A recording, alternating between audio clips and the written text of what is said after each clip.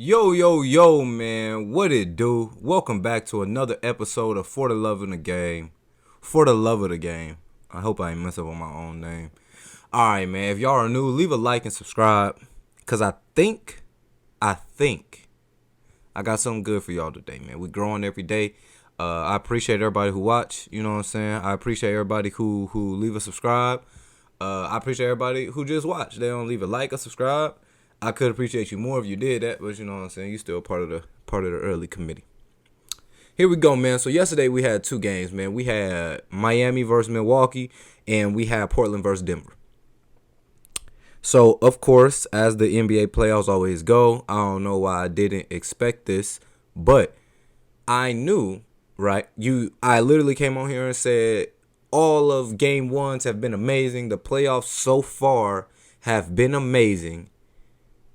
And then we're followed up with two blowouts the next day. You know, so Saturday, Sunday, we got great basketball.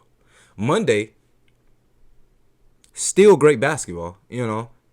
They're just blowouts. Now, the two teams who won, you know, it was two teams who needed a win. Two teams who came out, understood what needed to happen, understood what they needed to accomplish. And like I said, just understood they needed this victory in game two.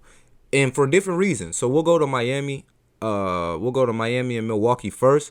Milwaukee needed the win just to start to eliminate that narrative. You know, they lost to Miami last year in 6. Could have been 5. I think it was 5. I'm going to say 5. Lost to them in 5 last year. And just that narrative. They lost to Toronto the year before about they're always the top team in the East. They get to the East, and then they run into whoever, and then they lose. Because you can build a wall around Giannis, and you can, you know what I'm saying, eliminate him. It takes a lot of skill to be able to score at an effective level in the playoffs. When everybody's intensity is up, everybody's attention to detail is up.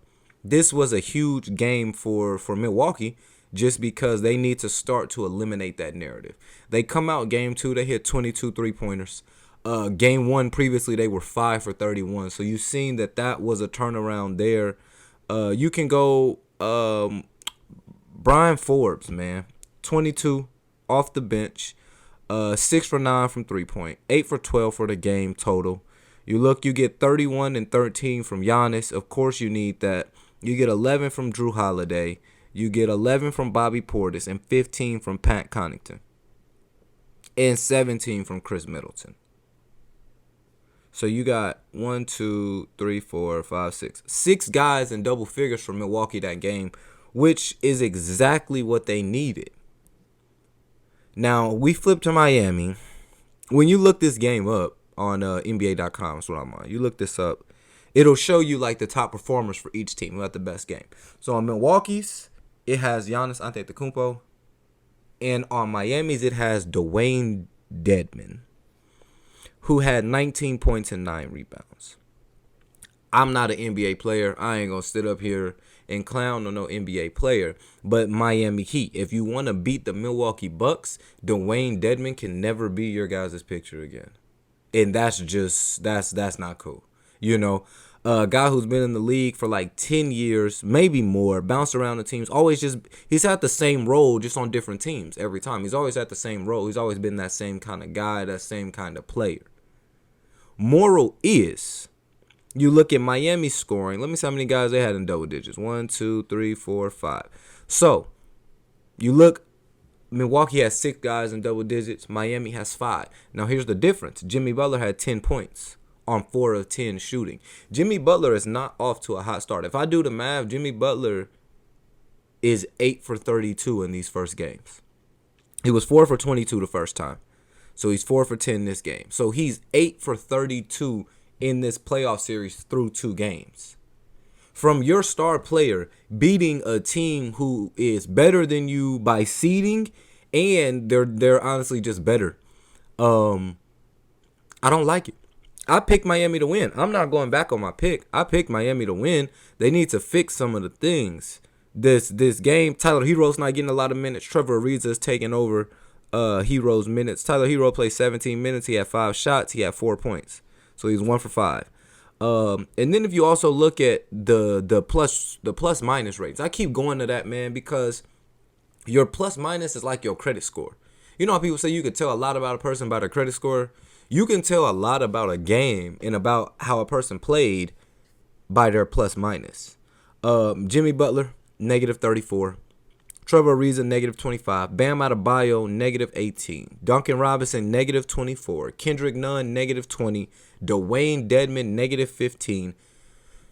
Gordon Dragic, -9. Tyler Hero, -6. Iguodala, -4. Literally, the only person who did not play was Udonis Haslem. They got blown out 98 to 132. So they lost by 34 points. Every person on the Miami Heat who touched the floor had a negative plus minus. They had a negative plus minus. And that is not going to cut it. You know, they were able to limit Giannis to 1 for 7. But like I said, Brian Forbes comes in. It's different to be a young guy coming off the bench giving valuable minutes. But it's different to be a guy hitting consistent shots. If that 6 for 9 turns into like 4 for 9, you're still happy with that. They're just not as often. That's 6 for 9. You know, it lights a fire. I was watching it, man. He was just catching and shooting. You know, he had the green light. He was feeling it. And once you let a shooter see the ball go in the basket about 3 times, now the contests matter less and less. Major things Miami still has to fix. Like I said, I'm not switching, man. I got Miami. I need them to turn around, win 2 at home. They need to come out and be aggressive. Jimmy Butler needs to assert himself on the offensive end because he really plays passive basketball and he lets the game come to him. And there's no time for that. There's no time. Now to our back end of the doubleheader, our second blowout of the night that we were forced to watch.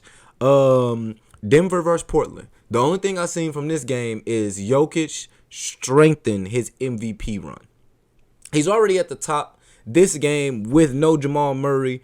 Seeing what happened to them the first game, it was kind of like, I said it, I don't know if they have enough, you know? I don't know.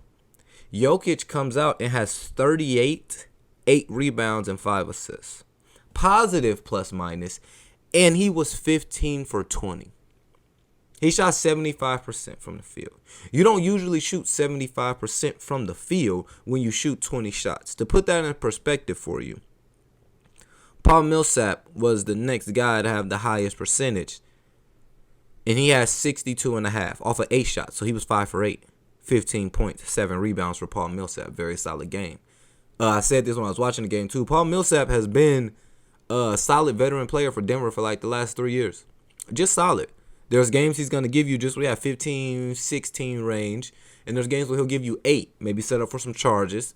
But he's a good rotational player and exactly what you need. But just to put that in perspective, he took 8 shots and shot, we'll say 63. When you shoot 20 shots a game, to only miss 5, you know what I'm saying, to go 15 for 20, 2 for 4 from 3, 6 for 6 at the line. Just an extremely efficient game. You got 18 from Michael Porter. You got 13 from Aaron Gordon. You got 12 from Capazzo. You got 12 from Monte Morris. 15 from Millsap.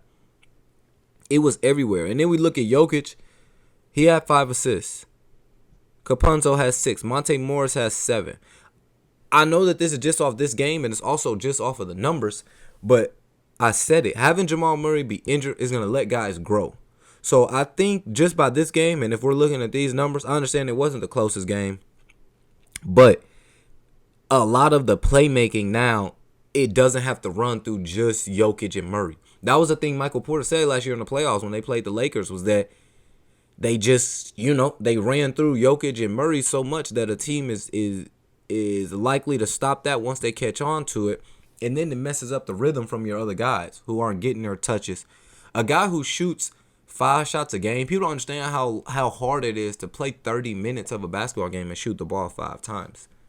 Now, break it down to another level. You got to go 2 for 5. You have to. If you don't at least go 2 for 5, and 2 for 5 is not even good off 5 shots. You want to aim for 3. 4, you're great. But you make those 2 shots, it's okay. You could have played better. You go 1 for 5, 1 for 7, something like that, you're getting killed. But they don't understand you're playing this long game and you're not getting as many touches because Jokic and Murray do predominantly pick and roll, and they handle all of that. I'm not calling the ball hogs at all. That's just how their offense is structured. So now you're starting to see, like I said, Caponzo, Monte Morris getting in, being able to facilitate the ball, plus Jokic's playmaking. I thought this was a dominating game too. Jokic single-handedly carried them. He had 38. The next guy had 18. So that's a 20-point difference between your top scorer and your next guy. So I would say he single-handedly carried them or pushed them and just made his MVP candidacy that much stronger. We knotted up 1-1 in this series. 2-0 with Milwaukee and Miami. Just, I think people knew that, but just to clarify. We're going to touch on Portland. I'm going to talk about Dame. I don't want to go too much because I want to, get a flowers, get a shine to Denver. Because no matter what Dame did, they still lost. Denver was able to, win this one. They won by 19. It was 109 to 128. But Dame was 8 for 11 for 3 at halftime. There was a stat in the third quarter when he was shooting a free throw, and I think he had like 34, 8 for 11 on 3, and 7 assists. And I was just like, bro, those are video game numbers. You know what I'm saying? Like, people finish the game with that. Dame did finish with 11 for 24. That's 45%. 9 for 16 from 3. That's amazing. He had 10 assists and 42 points. So 42 and 10. You pretty much did a lot that you could do. Nurkic got fouled out. He only had 7. He had 13 rebounds, though, in his 25 minutes of play. You got 15 from Norman Powell, who had a negative plus-minus rating. You got 5 from Melo, who also had a negative +5 rating. But Melo only took 5 shots.